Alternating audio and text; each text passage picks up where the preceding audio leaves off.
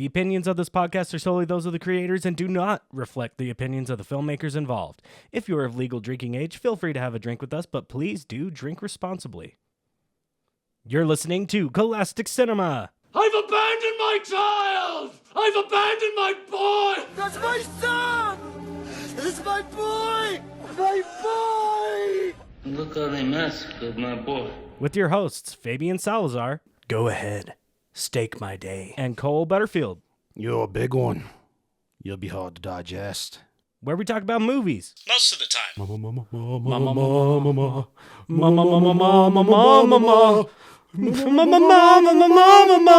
So come along for a ride and have fun. Smashing something. Smashing something in my arm. The only thing that's not being smashed is that like and subscribe button with a notification bell. Yeah. It needs to be smashed. It needs to be liked. It needs to be shared. It needs to be shared. The bell notification little icon thingy needs to be turned on. Why would it be there if not to be used? Yeah. It's just asking to be used. It's just sitting there begging for it. Oh, God. Oof. I don't like that as an intro. Welcome to Cole-astic Cinema. Ever make yourself uncomfortable? Always. Today we are watching a very special movie, but before we get into that, we want to remind you, like, share, and subscribe. Smash that notification like button. Oh, yeah. Share it with your friends, people you don't like. In fact, even better, if you're not a big fan of this, share it with people you don't like. Yeah. Show it to people you hate. Exactly.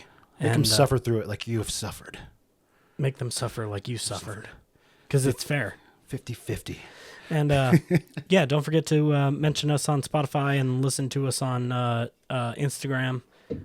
Oh, yeah. And then make sure you, have YouTube playing in the background while you're folding laundry. All the time. Always. I also want to give a quick shout out to all my boys that I saw in Washington. I just barely got back from Washington. Happy to see everybody. Those are the funniest, best people in the entire world. Present company excluded. Missed out on two of my buddies that weren't able to make it. So Reese, Kyron, hopefully next time we'll be able to see you. But shout out to everybody I did see. Shout out. And it was a fantastic, great time. Couldn't ask for better homies. Hell yes. So today we are watching the 2004 hit classic that started this whole fascination with the dark universe. The 2004 movie Van Helsing. Van Helsing. This movie was directed and written by Stephen Sommers. It stars Hugh Jackman, our boy. My boy. Kate Beckinsale, Woof. Richard Roxburgh, Barry. Yes. Richard Roxburgh. Schuler Hensley and David Wenham. Wenham, I barely know him. I'd like to thank you for that 2012 joke. Anyway, it was filmed in Prague, Rome, and Fraser Park, California. It was made for $160 million and made back $300 million in the worldwide box office. That was made for $165 million. And made back $300 million. $65 million of that was from DVD sales alone. Yeah. How the fuck did this movie not get a goddamn sequel? Because everyone hated it. Because it's bad. Well, critically panned by critics and viewers alike. Even if it was, it should have at least gotten a sequel, like one sequel. From what I read, Stephen Sommers had at least 2 to 3 things fucking planned. I mean, it's like you said earlier, pretty much the fascination of the dark universe. He was trying to build a dark universe before they decided to completely fucking kill the dark universe. I was thinking about that today. I was like, actually, no, this movie is the dark universe before the dark universe was a thing. You got Van Helsing. You got Van Helsing, Dracula, Frankenstein's monster, the Wolf Man. What else you got in this? Dr. Jekyll, Mr. Hyde. Dr. Jekyll, Mr. Hyde. They were going to have Gilman make an appearance in an earlier draft of the script, but it was ended up being cut. The only thing that I say it's not quite the blueprint for the Dark Universe is it was preceded by a certain movie 10 months before called The League of Extraordinary Gentlemen. Oh, okay. Which is also kind of its own Dark Universe. So that's why they couldn't use Mina or the Invisible Man. Because a lot of that was being used. And then also from what one thing they wanted to incorporate, but they couldn't, was the Phantom of the Opera. Who's also a universal monster. Yeah. No, I mean, yeah. Technically, yes. But also, what the fuck is he going to do? Like if we're Sing. if we're talking about a super team, all right, you've got an invisible dude. He's gonna be in a sing off with Hugh Jackman. Can you imagine that? Actually, Hugh Jackman was in talks to be in the Phantom of the Opera before Gerard Butler, but because his involvement with this, they didn't feel like they can kind of have him incorporate from that, which is bullshit because he was in Oklahoma. Like he's a fucking theater nerd. But think about like doing the sequel with Hugh Jackman and then having the Phantom, and then they're just like in a sing off. You got Hugh Jackman singing, and then you cast fucking just go full. Give me Jerry Butler. Yeah, full into the role and cast Jerry Butts in it. Yeah, give me Jerry Butts versus Hugh Jackman. Who can out vibrato the other motherfucker? And then Russell Crowe comes in as and then just completely shits somebody the guy, and sings like the as Cowardly Javert, Lion. still as Javert. Still as Javert. Like I know Les Mis isn't a be monster movie, but which would be 10 years before Les Mis was a thing. Well, not before the movie was a thing. But he still comes in as Javert. and I'm Javert. And I'm the Cowardly Lion. Do not forget my name. I suck dick and fuck some ass 'cause I am gay and I love penis. Are you not entertained? Speaking of entertaining, Gladiator 2 looks pretty good. It looks fun. It's got our boy Pedro Pascal, man. Like, Yeah, true. What else looks good? Long Legs looks very good. We're gonna go see that on opening night, hopefully. Mm-hmm. And then Deadpool and Wolverine, which ties back into this. ties back into Jackman. My Jackman. Was there a comic book connection you found the obvious one? besides the obvious one? See, that's the problem is because it's all Dark Universe monster stuff. Like, there's several comic books that tie into that, so it's really hard to narrow down. Damn, see, every time, take a shot for every time Fabian hits the microphone against something. I didn't even hit it. It just decided to ring. It just decided to ring on its own. It's got a mind of its fucking own. Unfortunately, no comic book connection except for with how this entire movie is. Feels very much like a comic book movie. Yeah.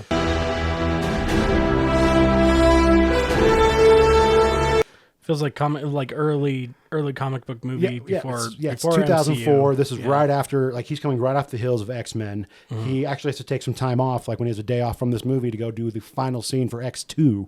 Like, so he's like doing both in the middle of this. So that's the major comic book connection is while he's making this movie, he's also doing X-Men 2. Yeah, and then they force him to have an American accent in this movie. Yeah. Which it's a story about Van Helsing. Like, inherently, that's a German name, right? Van Helsing, I believe it's inherently a German name, but it's written by either Bram Stoker. Yeah, Bram Stoker. Yeah, Van Helsing's actually based on him because in the the book that a lot of this is based off of, Dracula. I don't know if anyone's ever heard of that. Yeah, little known book, really. Done by young and up and comer Bram Stoker. Keep an eye out for him. He might maybe do something worthy of following up this one book. Maybe. But he was known as Abraham Van Helsing, Yeah, so yeah, he had all that going on because Bram is short for Abraham. So they switched this up to Gabriel and made him have an American accent, even though... We're ready to go into this? All the research I did? Yeah. Okay, so before we even start watching the movie, what happens is pretty much Hugh Jackman was so popular as Wolverine, they decided to take the blueprint of Wolverine and then make him a vampire hunter. Because this movie starts off with him just showing up on the steps of like the Vatican. Trust me, kid, I'm no hero. Yeah, show up on the steps of the Vatican with no memory. And then later in the movie, when we watch it, we'll notice that David Wenham mentions like, what's your earliest memory? He's like, I remember fighting in like Macedonia. Or so they gave him memory loss too. They gave him memory loss too. Yeah. So pretty much he's just he's Wolverine. He's Wolverine. Well, this is like, I don't want to say ruined Hugh Jackman's career, but kind of pigeonholed him in a fair amount. Like he tried branching out with a lot of things, but like he's still just he's Wolverine. Like, I mean. And you can see why he's still Wolverine. He's still Wolverine. But he's today. done a whole bunch of other shit too, which I thoroughly enjoy. Like The Prestige, I enjoy a lot. Yeah. That's a fun ass fucking movie. Amazing in The Prestige. What's that like one he does with Rachel Weisz where it's like the multiple lives thing, like involves a tree. Australia. Oh yeah, the one with Nicole Kidman. He does that too, which is also kind of loosely based on his early career where he was doing like kind of badass Australian cowboy movies back in the day, which is just a weird thing to imagine, but it also makes sense why he was cast as Curly in Oklahoma in 1999, which was upsetting to read when I was like, oh god damn, that's that old. Yeah. And then the one with Rachel Weisz, I don't remember. It's like Tree of Eternity or something Well like of that. And Life or something, but Yeah, I mean, he's Must done- Love Dogs. Must Love Dogs. That's right. He was in Serendipity with Kate Beckinsale, not John Cusack.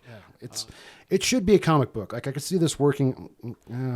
I think it'd be fun. I think it would be a fun comic book. I think it'd be a fun comic book, but that's the whole problem with the whole dark universe. I've got so many ideas about how to actually incorporate that instead of what they've been trying to do, which is kind of just like superhero team up movie. Which they can do a superhero team up movie as long as you do it right. You don't make Van Helsing Or League of Extraordinary Gentlemen. Yeah, you don't like you don't sideline Van Helsing in your fucking dark universe. You make him the Nick Fury that's helping the other people hunt the bullshit.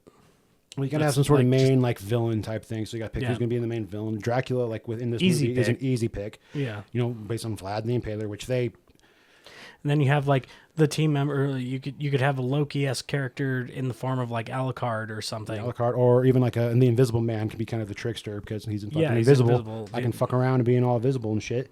Yeah. Then you have your Hulk, Dr. Jekyll and Mr. Hyde. Instead of just having like one Gill Man, you have hundreds of Gill Men. There, you got your disposable army. I'm Gillman. I can talk to fish. Fuck off. Yeah. Yeah. Actually, Gillman is a lot more terrifying than badass and Aquaman. Yeah. He's a creature from the Black Lagoon. Exactly. You have multiple of them. There's your disposable CGI army. Booyah. There you go. You Easy. You gotta fight off an army of fishmen on land.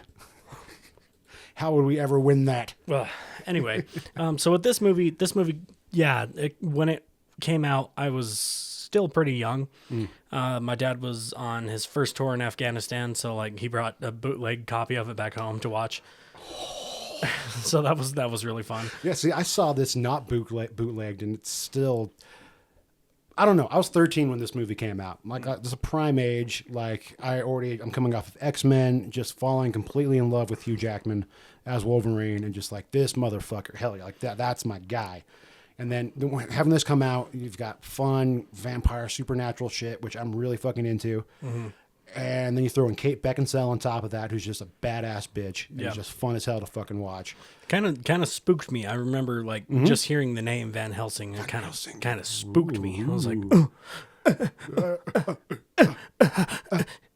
anyway, yeah, no, it was fun. And then seeing it for the first time, I was like, oh, this movie's so dumb and fun and awesome. Yeah, and I really wanted a sequel at the time. I'm like, oh fuck yeah, let's fucking go. You could do so much. So much is left over. It's still very much a guilty pleasure for me, even though it is not a very good movie. No.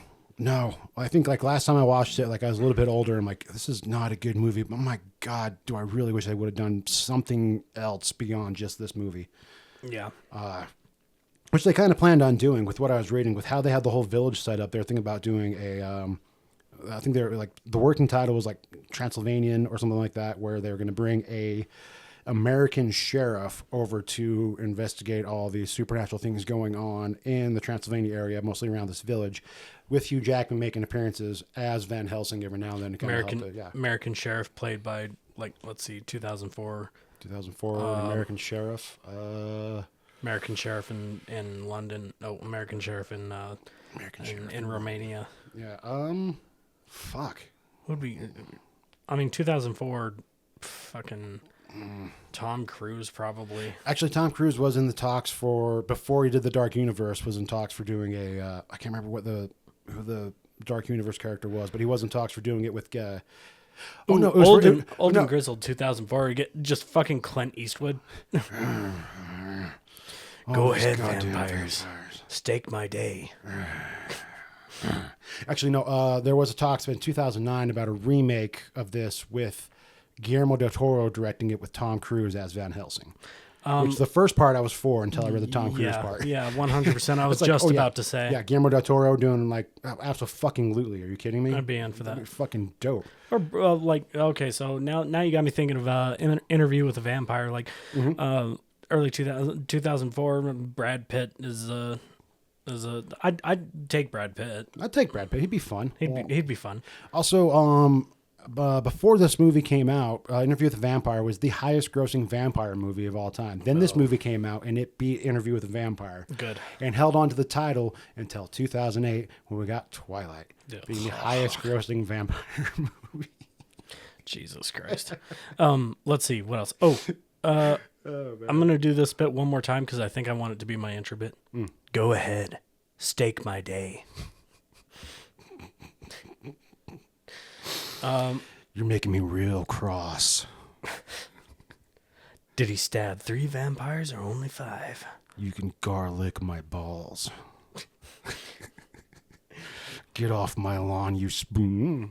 No, not that one. Not that one. No, not going full Gran Turismo. Now, the Patreon listeners will get the full uncut version. That is your second shot. Okay, so I think I thought of it. I think I thought I saw you cry. Thought I heard you That's laughing. me in the coroner. I thought of a new bad movie to throw on the list. Ooh. Okay. The Adventures of Pluto Nash. The Eddie Murphy movie? Yeah. Where he's a small alien inside of an Eddie Murphy whatever. I guess. I don't remember that. I've but never watched... Oh, wait, no, Holy Pluto shit. Nash. Or, oh, fuck. Pluto Nash. Oh, this is like during the downfall of Eddie Murphy before he had to fuck off No, for a you're while. thinking of Dave. Dave is the one with Eddie Murphy in the Eddie Murphy. Small Murphy- Eddie Murphy smart and inside. the robot Eddie Murphy. No, Dave. Yeah. The Adventures of Pluto Nash is like a sci-fi epic shooter adventure that's just fucking awful.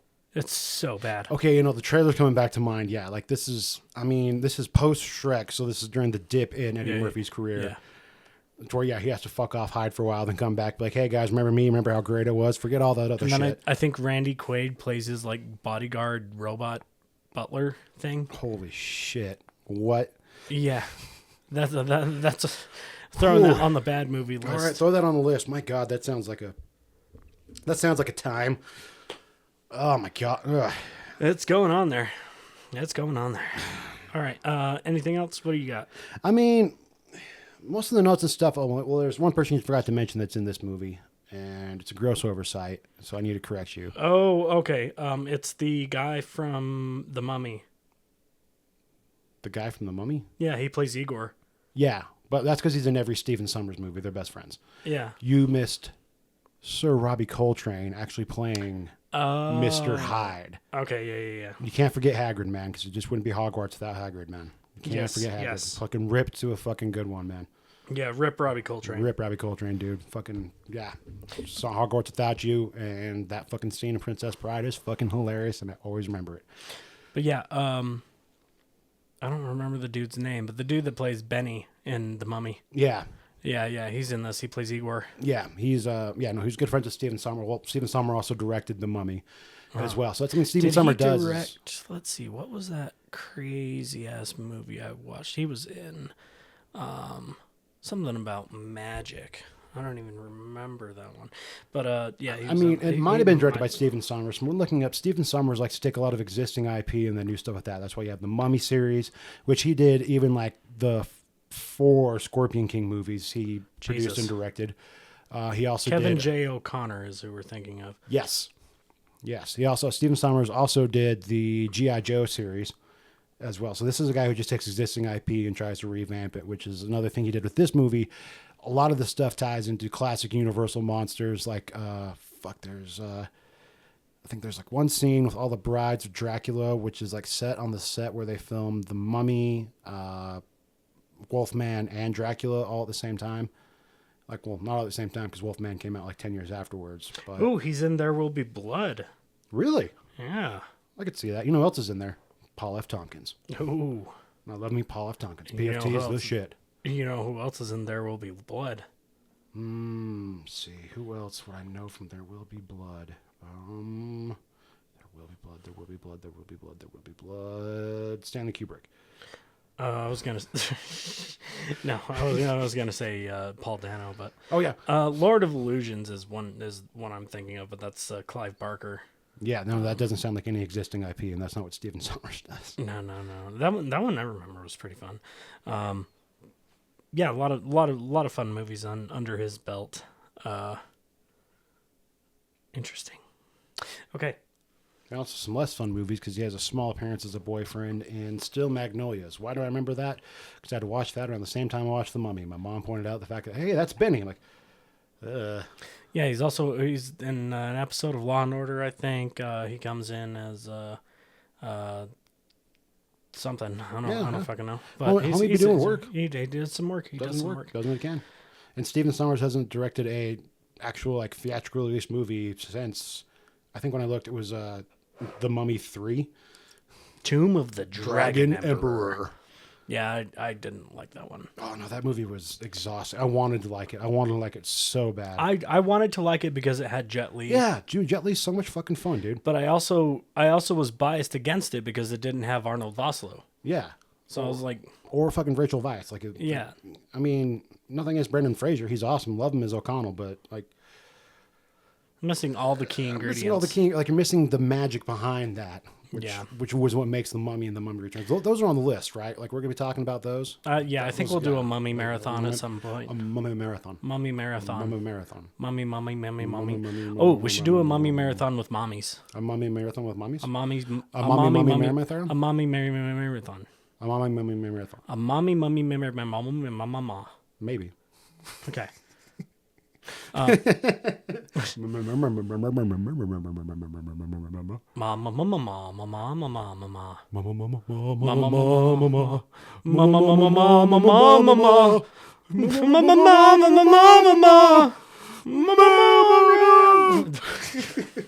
Okay.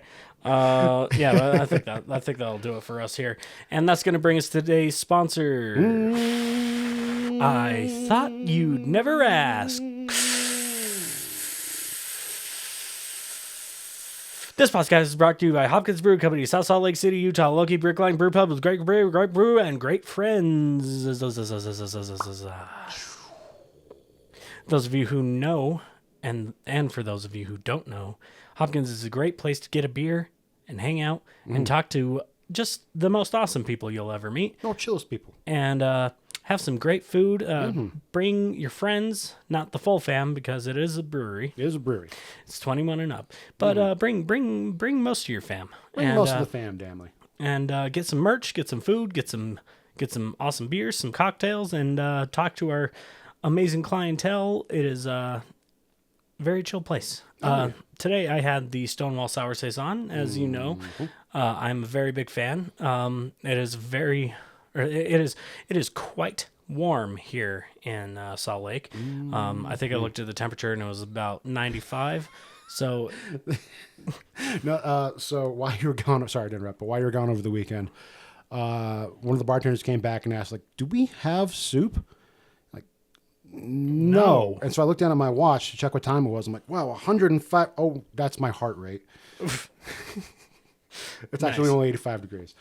Clearly, I'm very stressed right now. No, we don't have soup. It's fucking warm outside. Why would you want soup? yeah, why would you want soup? People are crazy, man. People want soup Anyway, all the damn time. Yeah.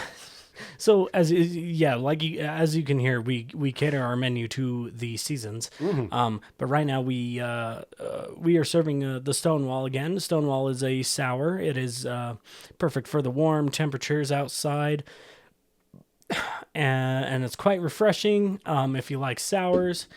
Cole, what did you drink? Oh, I had the Patchwork Pale Ale, which is one of the fun beers that they do constantly. It's called Patchwork because it's literally just like a knit of, not necessarily random, but varying amounts of like barley, malts, and all that stuff. It's usually has a similar taste, but it's always evolving at all times. So you never know quite what you're going to get with each batch, and it's a lot of fun. And then I followed up with the current special going on right now, which is the Pesto Burger, which is dope. It's coming with a roasted pistachio and spinach pesto with balsamic glaze and tomatoes and mozzarella cheese. It is delightfully refreshing for something this time of year. Have yourself a nice sour with it. Enjoy a nice light burger that you won't have to sit down for 15 to 30 minutes afterwards digesting. So much fun, delightful. And then, yeah, just talk to the bartenders and stuff. Leave the kitchen alone. They don't want to talk to you. No, they don't. They really don't. Stop talking to the kitchen, guys. If you're listening, just let them prep. Leave them alone. It might be an open kitchen, but they really don't. They really don't want to talk to you. It's nothing against you, but it's everything against you. Don't talk to the kitchen staff. You can say hi, but that's about it. Or you could say, thank you for the food. It was delicious. And then, get one of those, thanks, man. Don't try to start a conversation No, with the kitchen workers. we need to get a sign posted up that says, do not feed or talk to the kitchen staff. Do not tap the glass. Do not tap the glass. All right, and we are going to move into our next segment. Next the segment. the script movement. reading part of the episode. Yes, and trying to find a decent part of this script to read, I had to delve into my fucking recesses of my mind of what would actually be fun to try to read. And yep, came up with this part. All right. So this is very early in the movie. This is when Van Helsing. Is tracking down Mr. Hyde, which, fun fact, this actually, their original encounter is covered in a 30-minute animated short that was released straight to video by Universal called Van Helsing Mission London or something like that, where he initially accounts Mr. Hyde, and they reference it back during this part of the script. And from what I've read, people actually enjoyed the animated version a lot more than the live-action version. And it has all, like, Hugh Jackman's still doing the voice, Robbie Coltrane's still doing the voice of Mr. Hyde. Like, it has a lot of the same voices. You got Wenham doing Carl. So, but yeah, this is the part where Van Helsing is chasing down Mr. Hyde in Paris, which is normally located in London. And I only know that because I've read. He gingerly he takes one step back, then pulls down his mask, revealing his handsome face. For the first time. I kind of wanted to read the little prompts in between because it's just, it seems so much fun. All right. Who are you reading for? I'd like to do Mr. Hyde, mostly because I did a rock opera in high school to where we adapted The Strange Case of Dr. Jekyll and Mr. Hyde and made it a rock opera. All right. And I played Mr. Hyde myself.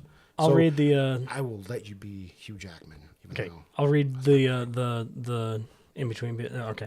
So do you want to set it up with the first part with the, intro to Notre Dame? Yeah. Interior, Notre Dame Belfry, night. Van Helsing silently steps up into the belfry, which is dark and dusty and covered in religious relics, very gothic. Moonlight slices through the attic windows as Van Helsing glides past the massive church bell. Then he freezes, every hair and muscle on his body suddenly tense. A long beat. And then a gigantic malformed man drops down, 3 feet in front of him, hanging upside down from the rafters. He snarls viciously. This is Mr. Hyde. Van Helsing gingerly takes one step back, then pulls down his mask, revealing his handsome face for the first time. Evening. Hyde fleshly jowls spew phlegm as he speaks, a burning cigar clamped between his rotten teeth. You're a big one. You'll be hard to digest.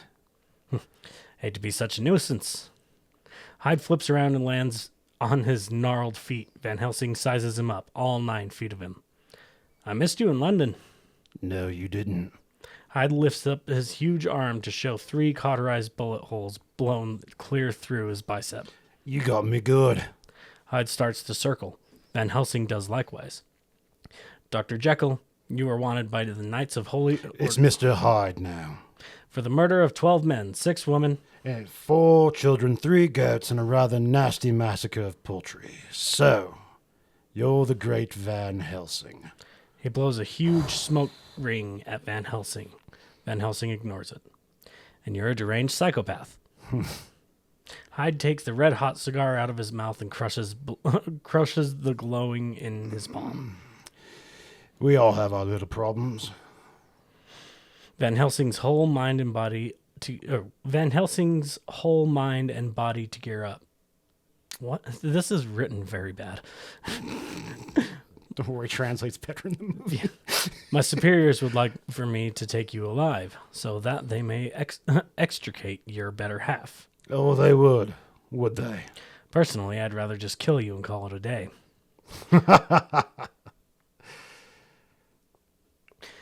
Let's make it your decision, shall we? Hyde suddenly lashes out with one of his huge hands, catching Van Helsing across the face, slams him back into the wall. Van Helsing calmly wipes the blood off his mouth. Good, we're in agreement then. And okay. Oh yeah, bell. This is all action. Yeah. So, I mean, that's a good, quick little. No, nice quick little bit is what I was thinking. Nice little fun bit. Yeah, there's not a lot of back and forth and shit in this Well, one. that's another Stephen Sommer thing is it's mostly action driven. Like a lot of his stuff is just like action piece, some dialogue and stuff in the middle, mild exposition, action piece. Where was the other one? Yeah, Hyde takes the red hot cigar out of his mouth and crushes the glowing his palm. Yeah. Crushes the glowing his palm. Crushes the glowing his palm. Emergency exit. Just like The epitome of cinema. Yeah. Classic cinema, just brilliant writing. Where Anyway. did they come up with this shit? Oh, perfect. All right. So we're going to go watch the movie and let you know what we think. We are also going to be watching the 30-minute prequel. Yep, 30-minute prequel animated series, Van Helsing, Operation London, starring most of the original cast and also John DiMaggio. Nice. And, oh crap, I'm forgetting her name. She's in everything. Oh shit, it's like Grace Gray. Fuck. Anyway, no, it's got some. Gray Griffin. Yes! Fuck. Okay. Yeah. Oh, I was about to really hate myself there for a second. But yeah, so it's got used some to- classic voice actors in it. Used to be Gray Delisle, but she got married, so now Yeah, it's Gray Griffin. which is, if we're being honest, it's a solid fucking goddamn name. Yeah. Gray Nice. Griffin. Nice alliteration. Yeah, fucks with alliteration. Everybody likes alliteration. If you don't, you're fucking lying to yourself. Whatever it is, it appears to be human. I'd say he's a size 17, about 360 pounds, 8.5 to 9 feet tall. He has a bad gimp in his right leg and 3 copper teeth. How do you know he has copper teeth? Because he's standing right behind you. Move! Have you ever faced a gas-powered Gatling crossbow before? No? Well, do you feel lucky? Well, Do ya? punk? And that was Van Helsing. Just a fun, dumb, campy movie. So fucking Reminds you, like, clearly, like, is Oh, just man. the best, most fun early 2000s movie. Dude, the amount of cheese, I can feel my lactose intolerance like kicking in. Like I got gassy watching this movie. So what did we have? When did Hulk come out? Hulk came out in 2003, didn't it? Yeah. So this Yeah. is, So this was is, another one of my childhood like watch on repeat movies So this because is it was post X-Men, post Hulk. yeah. Fucking like So Hugh it had- Jackman's getting some things Yeah. going. So it was like on repeat was X-Men and then like a handful of other movies. You got Van Helsing I had on repeat, and then after Van Helsing was AVP, which we saw the ad for. Came out the same year. It queued it up Yeah. next. So that's just how you know the algorithm works. is that I it remember immediately queued it up next. 2004 very well because it was Van Helsing, then AVP, and then Freddy versus Jason. Oh my God, Freddy versus. And then it was just like the most pivotal, like those could not be more my personality, my taste in movies. I mean, the algorithm had it queued up AVP Yeah. It was immediately just right immediately. after. It didn't even ask. It just Actually, it's not started even your playing. algorithm. It's on my Amazon Prime account. So No, it was Hulu. I was on Hulu. Yeah, Okay, thank yeah. God. It was my Hulu. I was about to be upset that the Yeah. fact that this podcast is now affecting my algorithm to where I'm getting AVP suggested No, after we were fucking Van trying Helsing. to watch. We were trying, which unfortunately we couldn't find. We were trying to watch the Animated prequel. anime, but It's- couldn't find it. It's apparently only available on DVD. You can only get a Yeah. hard copy of this thing. yeah. so. It turns out a 20-year-old niche movie. But yeah. This movie's 20 years old. Oh my God, it's exactly 20. Oh my God. I mean, some of the CGI you could definitely tell. oh, definitely. There's movies where you can't tell and like it holds up very well. Oh, Some of the CGI in like this Rain one- of Fire. Rain of Fire. Yeah. Like Rain of Fire holds up very holds well. up very well. But they did a very good job with like the shadowing and everything, hiding the bad parts and keeping what isn't the best just out of focus to where it Yeah. looks good. And I think that works for it. This movie, everything is just so blatantly on screen, and it's like, wow. Well, that's something I read in the trivia notes and stuff like that. What are you pointing at? Oh, That. you want me to whip my dick out? I'm not gonna just grab it. You want me to just whip my dick I'm out? not just gonna grab it. I'm gonna ask for it. Is the only way I'm going to make it here? Oh, okay, here I go. Yeah. Okay. Harvey Firestein. Wait. Firestein. Harvey Firestein over here. Hey, Cole, why don't you go ahead and whip your dick out? dick out right there. It'll just be a really good time. My if you God, just did that. David. Mrs. Doubtfire. No, That was so a actually, weird pull. Those of you who know who Harvey Firestein is, take a shot. so what I was reading regarding the CGI and all of that, trivia I read on that is the animators behind it had we call it the Steven Somer level. So there's 4 levels when it comes to doing a Stephen Sommers movie because they've worked with him a few times. Okay. You have What We Can Do, level 1. Mm-hmm. What's a bit harder,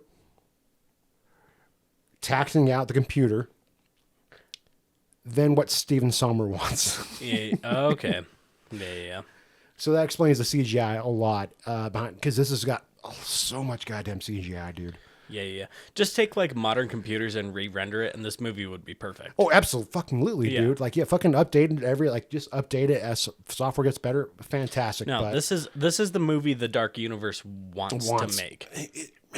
Like Dude. as like a finale to the Dark Dude. Universe. Like this movie is so much fun as a classic Universal monster movie. that is fan. my main note, is that Yeah. I am behind this premise the entire time. Yeah. Like, I can get behind this. Like, you got Monster Hunter fucking Van Helsing. Like, okay, I'm here for that. Yeah. Like, that's good. That's Like that's you so, and I, so you and much I, fun. one night drunkenly mapped out the dark universe, how it should have been. Oh yeah, Which and you obviously start with Dracula because Yes. you have to. well, because you got to start off with your big players. You got to start off with your big hitters, right? Right. You got to start off with like people who like everybody knows the story of Dracula, whether or not you've read Bram Stoker's Dracula or not. You know But you have the story of that's, Dracula. That's the beginning. That's you have Exactly. to start with Dracula. You gotta and you have start to with know something big. He's not an anti-hero. He is the A villain. No, he's not just a villain. He's The the villain. He's the villain. You He's start, Vlad the Impaler. He you is start with a Dracula. motherfucker. You don't make him an anti-hero. No. You don't make him a hero. No. What He's you do- the villain. What you do is you make one of the brides turn around, and then you have the anti-hero, somebody who's actually struggling with their identity after that. Yeah, the That's how you- protagonist. yeah. You can give the protagonist like so and so. You can still make it John Harker, Mm. and you can have the whole Dracula storyline, but you know, have one of the brides be like, you know, like a turncoat or whatever. Yeah. But they end up failing. Dracula kills them all, and then he goes on. The bad guy wins Yeah. in the first movie, and then you have Frankenstein, and you add you don't have Dracula be a big player in it, but you have him come in and be like, okay, Yeah, Dracula is we're- not Thanos, like in the universe. No.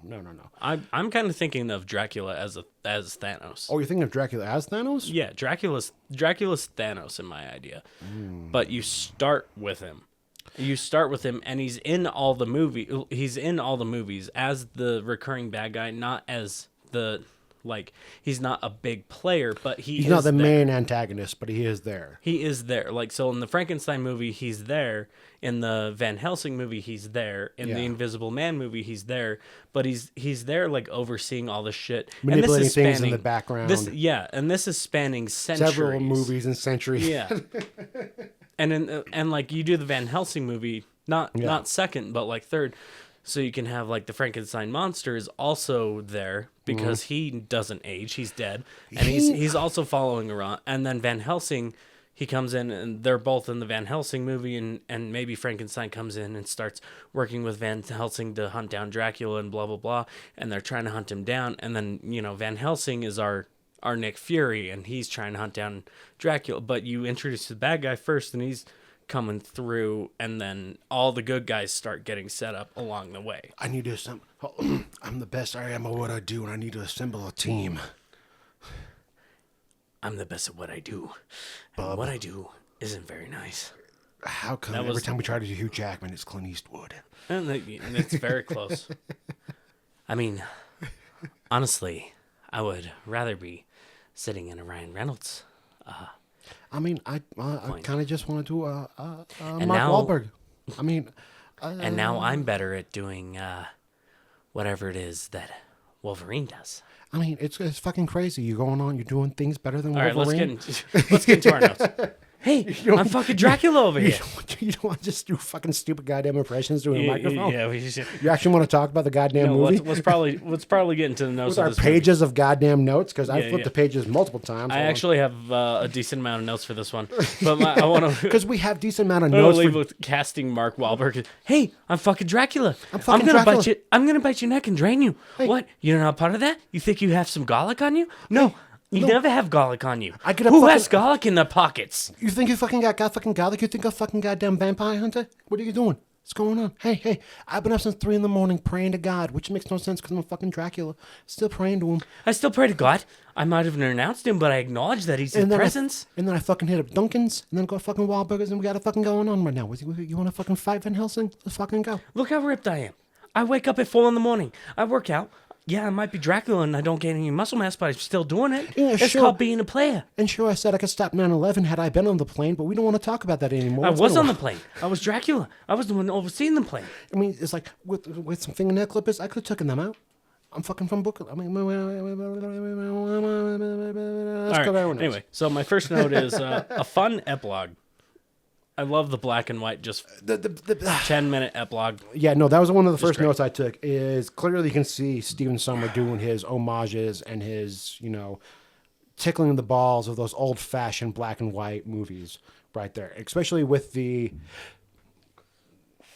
think throughout the entire movie, the level of acting is definitely kind of those of the 1930s, 1940s cinema, kind of just like, it's very dramatic and seems overacting-y. But back in the day, that was like kind of the way of you fucking go. It's just like, no. In that, in the epilogue? In the epilogue. No, it's still way more subtle than that. But I mean, I'll agree with what you're saying. I mean, I see what they're trying to go for. It is over the top campy, but it's not. It's not to the level of the 30s style. No. They're definitely doing an homage. It's definitely like hey. Just in case you guys don't know, we're talking about, old monster movies. Hey, we're going to have some fun. Ooh, yeah. It's still very campy, and that's why I love it. It's so campy and so cheesy. This entire movie is just Camp 100, and I fucking love it. This movie, honestly, dude, as an older man, this movie is a lot of fucking fun. This is a fun movie. Is it ridiculous and bad? Abso-goddamn-lutely. Yeah. This is a ridiculous and bad movie. If it's not fucking Does the fun. CG hold up at all? No. Is the acting over the top and campy? Yes. Does the story make sense? For the most part. Kind of. I mean, if you can. As much as they could, reining in all these characters to make it work. That's why this movie needed to be like more than one movie. Yeah. As he's trying to do way too much and combining the big players in the Universal monster movies, all in like 90 minutes. Yeah. That's way too much to try to do. It works for what it is. It's a dumb, fun, campy PG-13 horror movie. Oh yeah, absolutely. Definitely a PG-13 horror movie, dude. Like Yeah. It's got some brutal parts for sure. Like when Van Helsing starts off him cutting a man's arm off. Slicing his stomach and cutting his arm off. And then shooting a bat gun. I'm sorry, Van Helsing's Batman. We'll get to it. But, we'll get to it. But okay. yeah, it is. It's got some levels to it. But honestly, if you don't have blood in a movie with fucking Dracula, why are you even making a goddamn Dracula movie? Oh, exactly. Like it's implied there must be.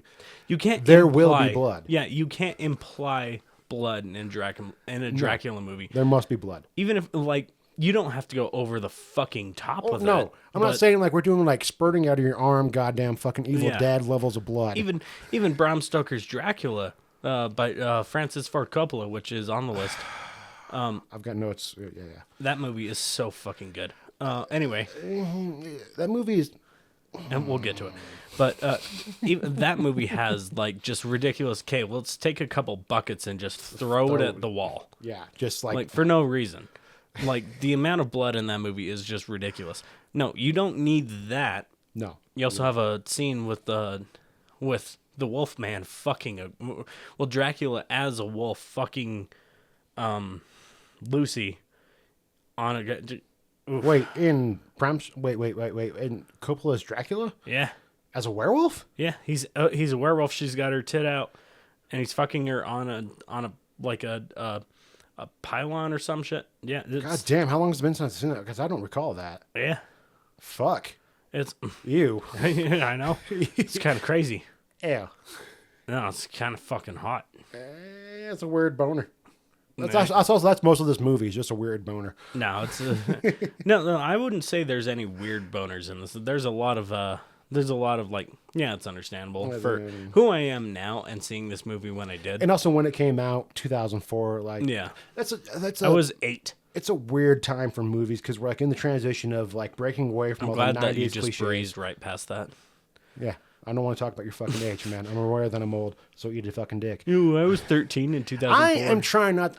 I am fucking with the bingo card. That's what I'm doing right now. You guys think you I know? erased the bingo I card. know you guys think you know the don't bingo have card. You don't know fucking shit. I'm gonna challenge you. Like I'm gonna challenge you guys to fucking drink. So eat a goddamn dick. Cole grew up in a small town, raised Mormon. Exactly. Well, fuck off. You can't do that. That's not fair. That's cheating. What was your next bit in the notes? First note was so already on board for the premise, Yeah. which is I a went- recurring note throughout the entire thing. I went pretty fluid through mine. Like, I'm already on my third one.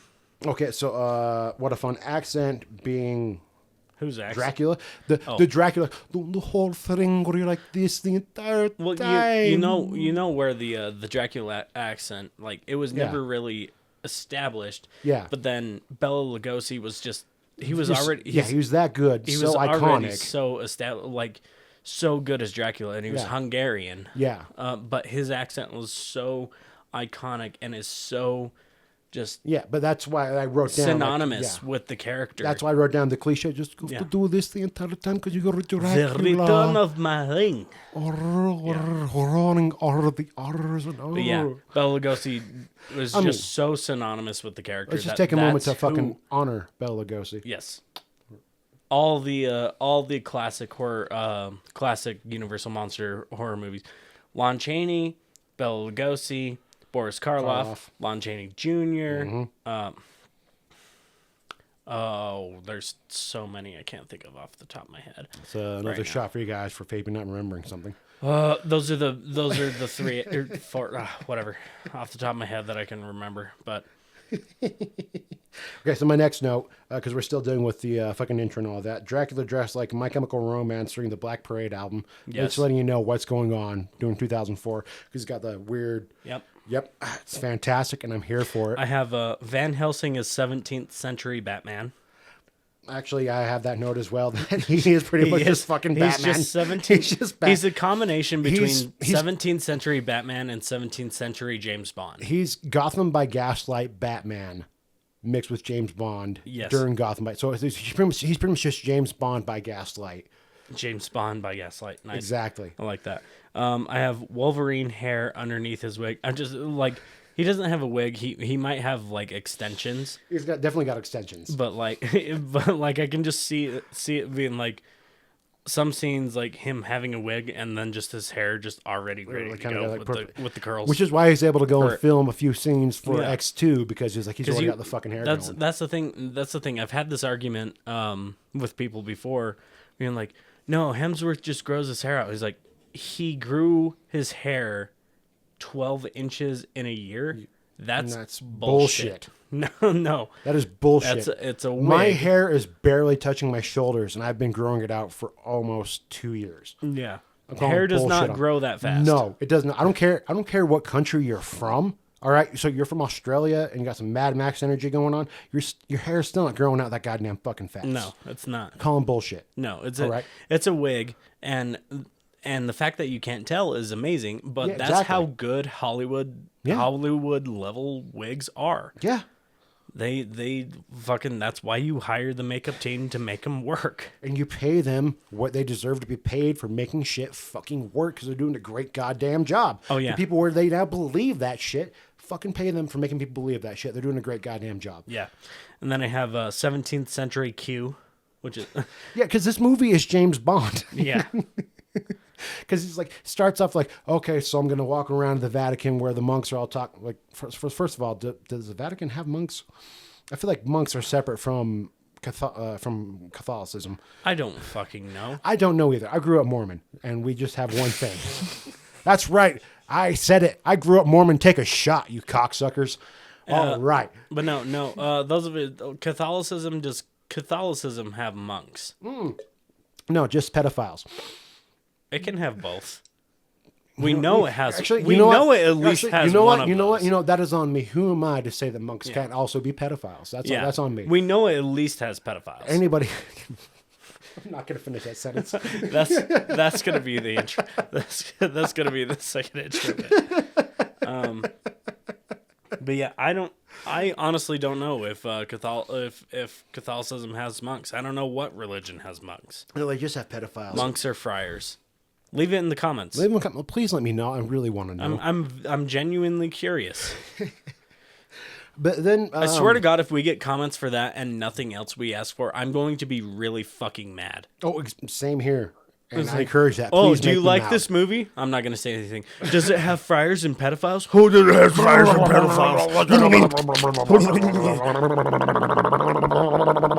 Pedophiles. My next note is actually a question for you. So, when it comes to cinematic vampires, do you prefer basic fangs or the exaggerated, wide, CGI, toothy vampires that have the extended jaws? It depends on what you're going for. Honestly, like if I'm going for more subtle stuff, like the vampire wants to be hiding amongst us, then I go for just fangs and stuff. But if you're like really diving into it and like scary, like I want scary, pure horror, pure vampire. horror, like I want an entire fucking row of teeth. the extended jaw, like. Not the extended jaw. Or are you talking about just like more like a Topher like- Grace venom mouth? Yeah, well, like a supernatural style vampire. How they have I agree. I Yeah. agree. The how way they do have, like, vampires is all, fantastic. All the Yeah. like the fucking row of teeth. Yeah. over the top of their normal teeth, kind of shark-like, which makes them even more predatory. Where it's like, and I love I loved in this movie, like the skin turns great. Like that's their natural form. Because they're Like, undead. I like that. I like that a lot. I think if you're going for more of a horror side, that's Yeah. what you go for. But like if you're going for like the Subtle, like Fright Night. well, No, because they end up going super hard towards the end. like a True Blood like style. Like Okay. I want to bang a vampire. I want to fuck a vampire. You go for the then, subtle, just then like, maybe just like the fangs, like the little with a little click, like. because they still have to be, because people aren't ready for that conversation yet. No, which is how you know. That's how you know where we're at as society. We can have the conversation. When it Yeah, comes to... you're not ready for that conversation where you can fuck something that's outside of like the realm of a human like thing. and where their mouth extends like 3 fucking goddamn feet. Yeah. But if it just has fangs and is relatively humanoid, yeah, let's go ahead and fuck it. So that's kind of my opinion. But like the whole idea like of like, yeah, you want your vampire just like, yeah, they can be fuckable, but like their real Fucking form. monsters and like. Yeah. Which I think this movie does pretty well about their like, they can look humanoid for the most part. Oh, there's so much like sex in this entire goddamn movie. Yeah, which is one of the notes I have, but Like, this we'll whole get to movie that. is We'll set- get to that. But whole- to wrap it up, I think like having the duality of like, yeah, they can look humanoid, but like when they transform into their actual forms, it's like, oh, that's what they really are. Ooh, that's interesting I because like that that. brings me on to some later notes for some stuff. But let's keep on going. Let's keep on talking about shit. Let's keep on going. My next note is, how does Frankenstein outrun anybody? By Frankenstein, I mean his... He had a hell of a head start. Okay, and by Frankenstein, I mean his monster. Okay, I'm aware that Frankenstein's monster is the actual monster, but we all call him fucking Frankenstein. He's been Frankenstein in pop culture for fucking decades, okay? Just call him the monster. That's generic as fuck. But people know, like, we're talking about Van Helsing. I mean, we are, but still, like, we're talking about actual Frankenstein's monster itself. Yeah, when you're talking about Frankenstein's monster, you just call him the monster. I mean, I guess, but that just seems so boring. It is boring. Frankenstein. Welcome to the 1930s, asshole. Yeah, we have so little going on right now. We're just waiting for some asshole with a tiny ass mustache. Frankenstein is almost 100 years, or the movie is movie's almost over- 100 years old. And I'm pretty sure the actual IP The itself actual is book, over Mary 100. Shelley's Frankenstein, Yeah. is over 100. And we're getting close to Batman and Superman being in the public domain. Like, we're only like Yeah. 10 to 15 years off. Batman fucks. Wait, no, that's No, that's already been done several times in Yeah. fucking comic books.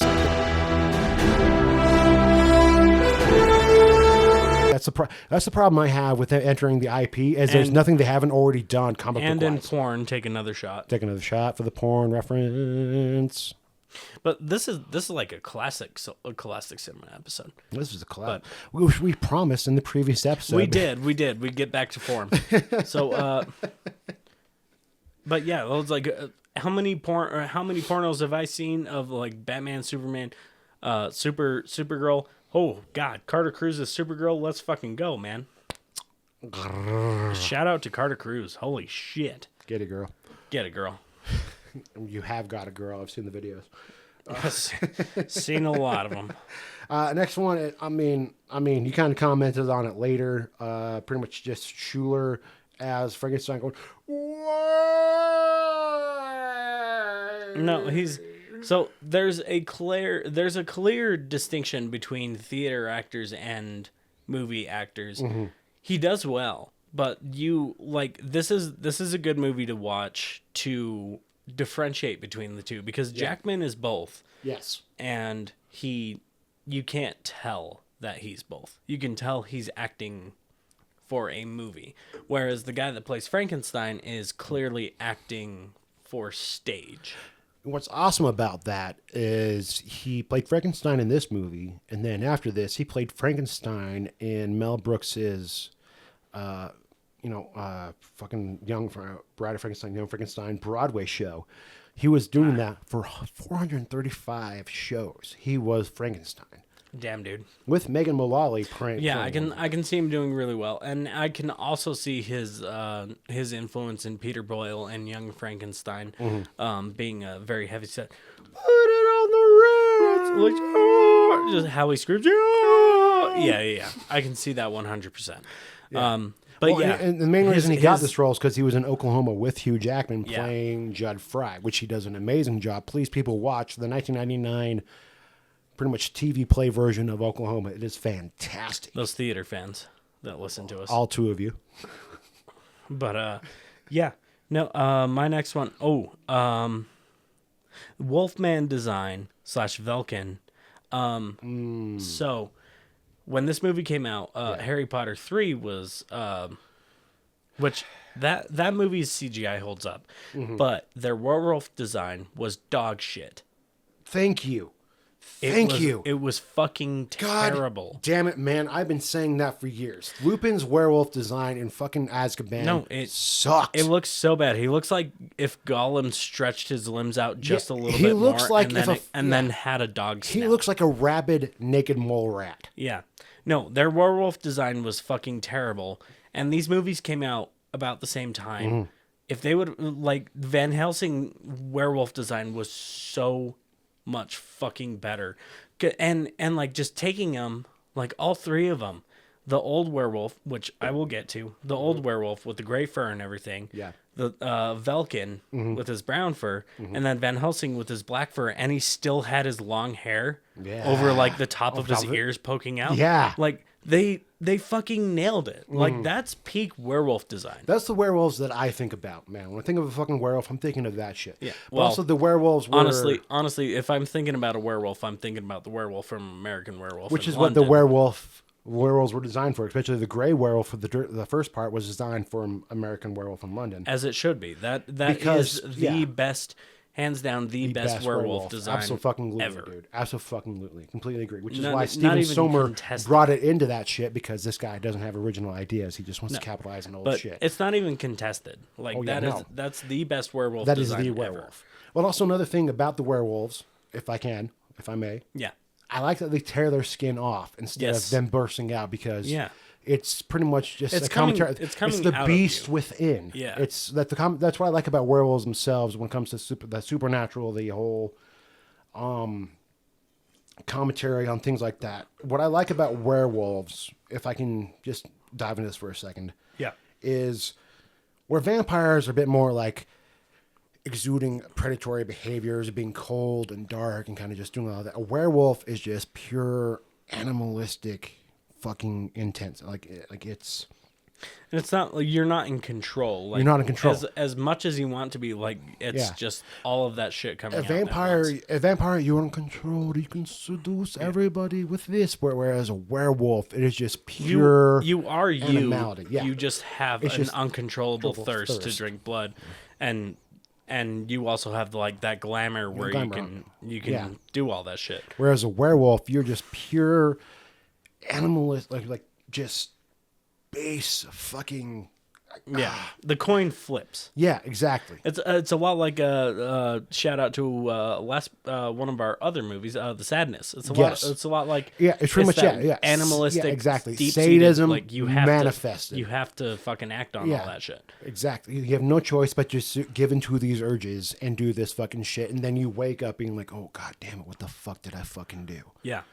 Whereas a vampire, you're all like that. You're all the time. You're always in control. You're always a werewolf that is fucking a lot like guy. blacking out. Exactly. It's like just You wake up and be like, "What the fuck did I do last night?" personally, it feels like just those moments when you give into the mania and your depression and your more just unhinged tendencies, and then you have to like figure out what the fuck did I just do. Yep. Which is why I've always preferred being a werewolf over a vampire, if I may. I prefer being a vampire. You prefer being a vampire, really? Yeah. Because honestly, like, I'm fine with. I'm a night body anyway, you know that. Same here. I'm definitely a night guy. But, like, honestly, I don't really care to change anything about my life. Like, change what I'm drinking. Yeah, I'm fine. Yeah, see, with the werewolf, it really resonates with the bipolar. Like, just pretty much like there's one way I am, and then there's just the darker side, the things that come out, the more it flips. the mania. Yeah. It's The coin flips, and then coin you're flips, and then like them all. Brah. no. Which is why I've always liked them. I don't necessarily say like werewolves, but just identified with werewolves. I'm dark and mysterious and spooky. Ooh, look at me! I have fangs. No, that's not. That's what I'm getting at. But also, just like those who have met me and have seen my pictures, my canines are fucking dope. So that's also another reason why I love werewolves, because I got those fucking teeth to match. I'm the same, but I always thought of vampires not. Well, I've got the extra set right here. So you got just the ones with the main canines. I've got a secondary set of canines, and then the third one, I don't know there. Yeah, I'm gonna do the rest of the podcast like this just to show off my teeth, and you guys can even fucking say it. It's gonna show fucking awkward. got the vampire. Anyway, okay. My next note is a personal note. I'm pretty sure I've mentioned before, but my favorite book, my favorite story, the thing that I love the most when it comes to things I've read, is The Strange Case of Dr. Jekyll and Mr. Hyde. yeah, okay, yeah. Because I'm bipolar. Yeah.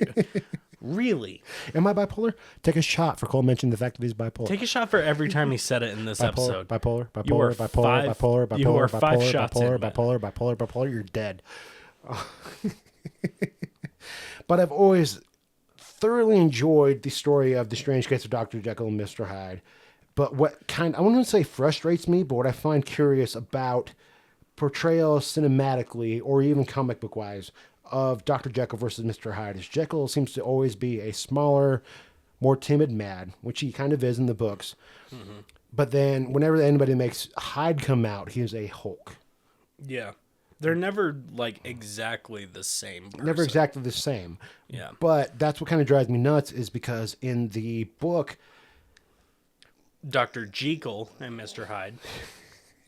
Hyde is not, he seems a bit more... Sorry. The Strange Case of Dr. Jekyll and Mr. Hyde. Yes. Hyde seems to be a bit more like deformed, but he's not necessarily large. But when it comes to cinematically, trying to... Those of you that are mad at me for saying Jekyll, be mad at Robert Louis Stevenson because that's how the name is actually pronounced. We just say Jekyll because It's a lot fucking better than Jekyll. yes, and I agree. Jekyll is much better. Yeah. But the original title of the book is The Strange Case of Dr. Jekyll and Mr. Hyde. Which is another, it's one of many ways that Robert Louis Stevens was wrong about a lot of things. Well, I'll agree with that without getting into detail, but go ahead.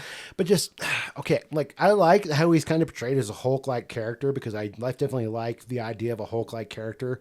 Pretty much like the inner, pretty much, long-time listeners know the inner manifestation of your darker side being larger than life. I really appreciate, because it's, whenever you tap into your darker side, it blows up. It's a lot bigger than you are yourself, because you are tapping into the things that you're trying to fight the entire time, which I really like. But also, he just cuts a motherfucker's arm off, and he's just like, I'm totally fine now. Shoot a bat fucking pulley thing through me and pull me down. That dive into the darker side again, bringing it back to the sadness. Yeah, it's, I mean, honestly, okay, Maybe Dr. Jekyll figured it out. He figured out the virus, and he started drinking. He figured out a way to manifest started sadism. But he flew out to not Thailand. He flew out to Taiwan to experiment with it, and it got out. And he happened to talk to a doctor who's already killing fucking babies beforehand. Yeah, they're straight up just all They're straight up all just Mr. Hydes. All just Mr. Hydes. But okay, honestly, it brings me to a thing I want to talk about a bit more. But let's keep on going through the notes before we dive into how you and I would actually do this universe. Let's keep talking about the movie before we dive into how we actually would fix it. So so my next note is a question. Okay. Hottest Dracula bride. Ooh.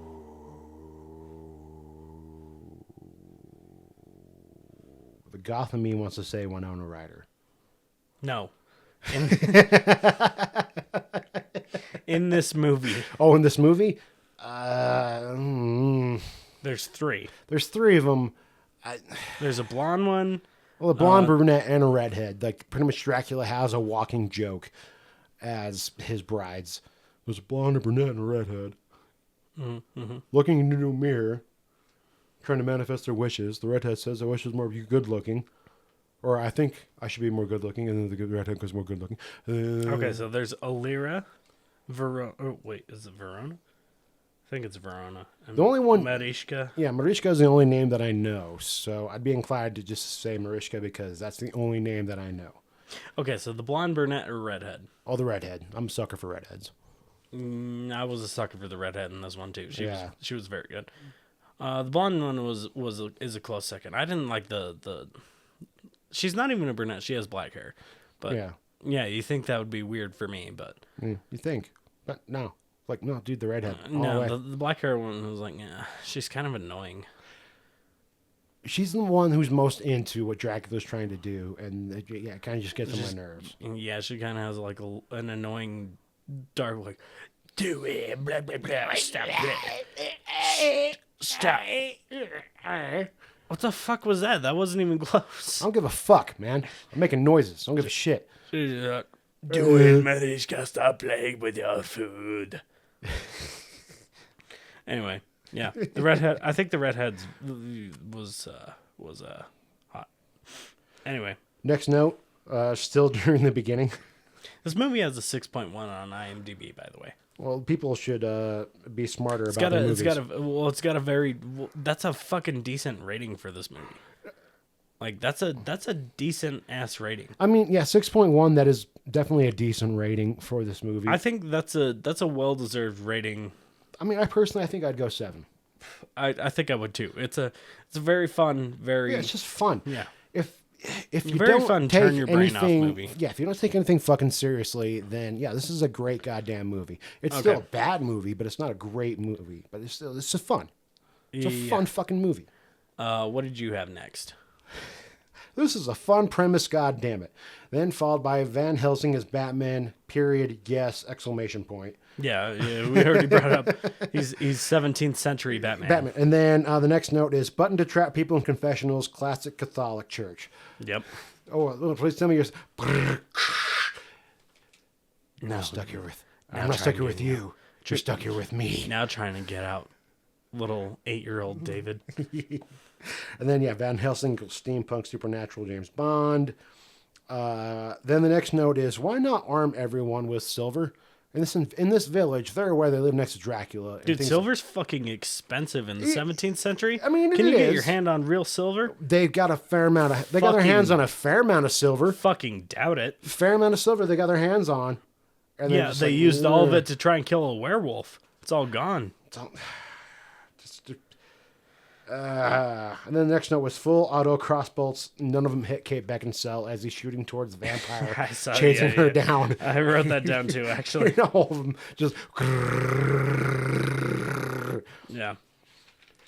Just like fucking take those hits on the underworld. Sun keeps vamps away. Why have the whole town gather without the sun present? If you know that this clouds are the main antagonists in this whole fucking movie. Yeah. Because anytime a cloud shows up, things get all fucked with. They get fucking real fast. It's like, oh, vampires are out. Hold on, clouds. Vampires can do shit. Clouds are going away. We better fuck off. I'm turning into a werewolf. I'm a werewolf now. Hold on, clouds are going with the full moon. I'm no longer a werewolf. I'm just sexy ass Hugh Jackman. God damn it. Wait, hold on. Clouds are moving. Looks like the wind's blowing. Clouds are out of the way. He forgot to do a one-liner before the clouds moved. Oh, shit. I guess some things are better left forgotten. Yeah. I guess we better clear this up. He's right behind me, isn't he? Anyway, what else? What's next? People should keep ranged weapons attached to a bungee. Where the fuck are they gonna get a bungee in 1700? Where the fuck are they getting the fucking things they're fucking using in this goddamn movie? From the Catholic Church, they have everything. Is that the power of raping little boys? You're able to have this fucking gas-powered automatic full crossbow? Where do you think all the money's going to? It's not going to the film industry. Just like what? Hey, these people are raping children, so let's give money to them. The film industry doesn't exist yet. So let's just give it to the fucking creepy ass motherfuckers. Yes, I am saying they both rape children. Yeah, man, it fucking sucks. That's also my intro bit. I'm saying the rape children. Jesus Christ. All right, next. Strong Gary Oldman vibes from what's his name? David Roxbury. Kevin Branagh. Keith Brenna. David Roxborough. Sure, let's go with that. Night at the Roxbury. Yeah, so Night of the Roxbury. It's going to be strong Gary Oldman vibes from the Coppola movie. Yeah. Because the entire time he's like this and just reaching out. Well, and just, even then, Gary Oldman's just doing Bela Lugosi. They're all just doing Bela Lugosi. And it's ridiculous. Well, that's Dracula. Those entire time just been doing this and I just want to reach out and touch you. And the return of my ring. No, Give me my ring back, because apparently I've been missing a finger this entire time. We're just going to barely talk about it during the last 15 minutes of this fucking movie. Yeah. Where did your ring come from? Where did the ring come from? No, they talk about it a little bit in the beginning. Well, yeah, but they talk about where his ring came from. They don't talk anything about how Dracula lost a goddamn finger. They don't talk about this finger, but yeah. Then he just mentions, like, I'm just going to wave over the fact that I have 9 fingers. Yeah. Well, he's wearing a glove on that hand. It's very subtle. Which is way too subtle for this movie. Yeah, it's too subtle for this movie. That belongs in a better movie. Yeah, exactly. I'll agree with that. Let's see. The next one I have is Coffin Joe? ? Maybe the... You're talking about Top Hat being in the little thing, like being in the coffin, then jumping out at fucking Hugh Jackman. Like, actually, this one's just your size. And then you're like, no, it's not. Hugh Jackman's 6'3". Yeah, but like... there's also an old horror movie villain named Coffin Joe, which is a very, very, very, very, very niche reference. Coffin Joe. So I don't know if that was a reference to Coffin Joe. I've not seen Coffin Joe. Probably because that's what Stephen Sommer does. Is he does references and things based on existing IP. It might be. Might have to check out Coffin Joe and just see. The movie's called The Strange World of Coffin Joe. By the way, it was made in 1969. Nice. 1968 actually, but I wanted to say 1969. But Coffin Joe is a character. I don't know. I could be very wrong on this. He could just be a character in and of himself, but I wanted to have that question. Is it Coffin Joe? Those of you who know who Coffin Joe is, leave it in the comments. And those of you who don't, leave a comment asking who Coffin Joe is. Just leave a comment, honestly. I'm sorry, man. I gotta go to the bathroom. All right. I'm sorry. All right. Cole's back from the bathroom. I'm sorry, guys. Hit me out of fucking goddamn nowhere. Oh. I also another note I had is I didn't know that their father was the gray-haired werewolf in the beginning. Yeah, no, that's a fun little connection, which is why the werewolf is controlled by Dracula, is because Dracula, I have problems with that little thing, but that's why the connection makes sense, because Dracula's control over them. That's part of the reason why the family curse exists, and why Kate Beckinsale wants to stop the family curse is because of all that, and pretty much it seems like all the men in her family seems to be destined to become werewolves, while she's destined to have to hook up with Hugh Jackman. That's unfortunate. Right? And then become a cloud lady at the very end. Yeah, a cloud lady with all of her family in heaven. And then have a cloud tear. Out of fucking goddamn nowhere. The next note was, Jess Carey's knockout gas like Bill Murray in Ghostbusters. You just have that? Just what he just did. He went, yeah. No, you just have knockout gas? Knockout gas. You never know when you're going to fucking need it. Sometimes bitches be hysterical, so you got to... What are you planning on doing with that? You don't want to... Hold on. Why do you just have that? Trust me, you don't want to know. You're just a friar. Okay. I'm sorry, you're just a monk. Actually, I'm a friar, therefore I can swear and have sex. Yeah. Clapping some village lady cheeks. Next note was Underworld Connection. So the reason I wrote that down is when this movie's being made, Stephen Sommers thought of having Kate Beckinsale involved, but she was busy doing the Underworld stuff, and he's like, that's going to be some cross stuff. I don't confuse anybody. So he was looking for a leading lady, and it still somehow got around to Kate Beckinsale. She had her agent send stuff like, please have me in this goddamn movie. And he's like, you know what? Okay, fine. I've access. Kate Beckinsale wants to be in this. I fucking put her in this. And then she ended up hating her entire fucking costume set. The corset she had to wear throughout the entire thing, she fucking hated. And at the very end... Looks like it. Oh, yeah. At the very end, she said, burn it all. It's so uncomfortable. Yeah. But that is the Underworld Connection. Also the whole vampire... Yeah, it looks like it. Because it was like squishing the fuck out of her hips. Her hips and her ribs and goddamn everything, man. Looked uncomfortable as fuck. Fucking knock that shit off. Wow, that picked it up really well. Hold on, let's get it one more time. Okay, now, drop. All right, okay, fine. Be a dick. Egg sacs. What? I have egg sacs. Oh, egg sacs. Egg sacs. Egg sacs. Egg sacs. Egg sacs. Just all the egg sacs. Apparently, when vampires have sex and give death birth, it becomes an egg sac. That just why is it hanging off of everywhere? None of it should work. It should all be dead. I mean, unless you're going with Twilight rules. Then... No. No, it should all be dead. They shouldn't be able to reproduce. I get what you're going for the purpose of the story, but no. Because vampires are sexy and vampires have sex. Yeah, no shit. They should be able to have sex, but that's fine. But no, they shouldn't be able to reproduce. It's all dead. Everything it's dead. You're dead. You're dead. You're dead. You're dead. You have your seed is dead. Now you can have all the unprotected sex you want, no fucking diseases and no fucking pregnancies because you're undead. You're dead. Which you've said several times in the most dramatic fashion. I am dead. You're dead. I could easily be a fucking Dracula. Also, big shout out from this movie to Ghost of Frankenstein, finding Frankenstein underneath the burned out windmill. Mm-hmm. So they don't find him in a burned out windmill. They find him underneath the castle of Frankenstein, but still finding the monster underneath, buried in ice and all that shit is a big homage to Ghost of Frankenstein. Oh yeah, no, this movie's a lot of homages. Like I'll give Steven Sommers that. He makes a lot of terrible fucking movies, but his homages are definitely on point, and the things he wants to celebrate are definitely there, which I personally can't appreciate, especially based on my writing, where it's a lot of it's just derivative and just capitalizing on shit that's already been done. So another one of my notes is how did the monster know what Dracula's plan was? I'm gonna guess, if I may. Okay.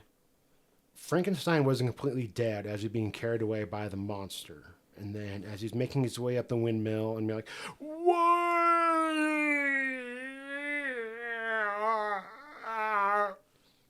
There's time That's enough. your intro bit, by the way. Fuck off. There was time for Frankenstein to actually, because he was aware of what the plan was the entire time with Dracula. So there was time for him to explain to the monster why you need to hide, why I need to get you away. And it's kind of a redeeming moment for Frankenstein, I think. But it's all subtextual, and you want to read into it and make this movie better than it actually is. Yeah. Which is what we do on this podcast. We take excessive notes on bad movies. Any good movie, we got like 2 movies, or we got 2 notes, and then we just fucking talk about it. Okay, so let me finish out my notes real quick. So I have a classic horror movie carriage. Oh, dude. Very, very good. Yeah. Nice special effects, which my notes have as nice socks. No, the special effects when the carriage is on fire and flips over and explodes, was like That was very cool. ridiculous. Like, that was very cool. I love that. It was cool as hell, but that is ridiculous. very cool practical effect. It gave me vibes and reminders of just like anytime a car goes over a cliff and just explodes for no fucking reason. But it's like, well, we can't do that with a carriage. Like, we'll give reasons for this to happen with a fucking carriage. We'll build a carriage and then explode it. Explode a fucking carriage. We can build a carriage. We got the technology. What year is this? What year is this? 2004? 2004. This is 2004. Probably 2003 at time of filming. We have the skills necessary to make an exploding carriage. Yeah. And it will happen. And you will like it. Or you will not. And then I'll find you. And I will kill find you. All right, the next one I have in my notes is a theater actor. Now, the difference between a theater actor... I'm curious about this. Actually, because, I made a noise, and he's like, clearly a theater actor. I'm curious. I want to know. No, but I just wrote down theater actor for the Frankenstein monster. For Salter.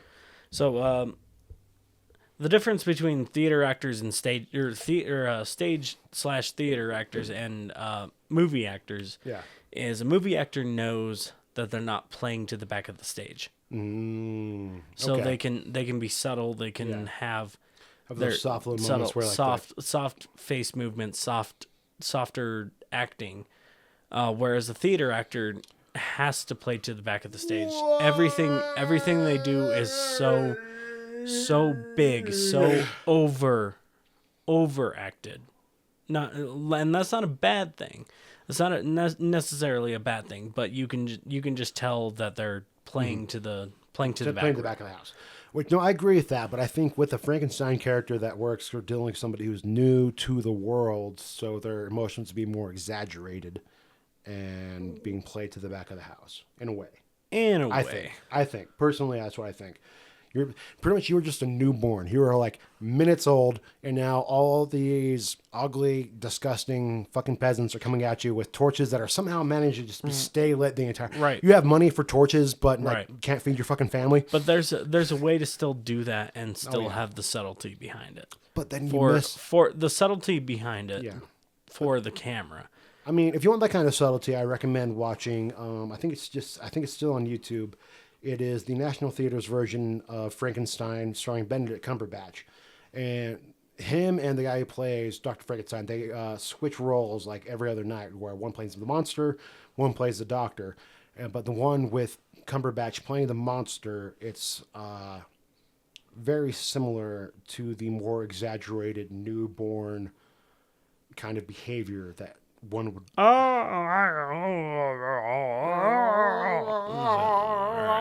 I'm new to life. I guess. I mean, okay. How would you play Frankenstein? You are new to life. You're a new character. Like you were just new to existence. You are made of 7 different men being just shocked and brought back to life after all these corpses that you're made of. Corpses are brought to life. How do you not react like a newborn, or how would you react? I'd probably react like a monkey and start throwing shit at people. Oh, you just start Start jacking off. Yeah, start viciously masturbating. Viciously masturbating. Not even like I'm trying to satisfy myself. Like, no, this must happen right now. Yeah. I only have 2 functions: shit and masturbate. And that's how the Bride of Frankenstein gets the white streak in her hair.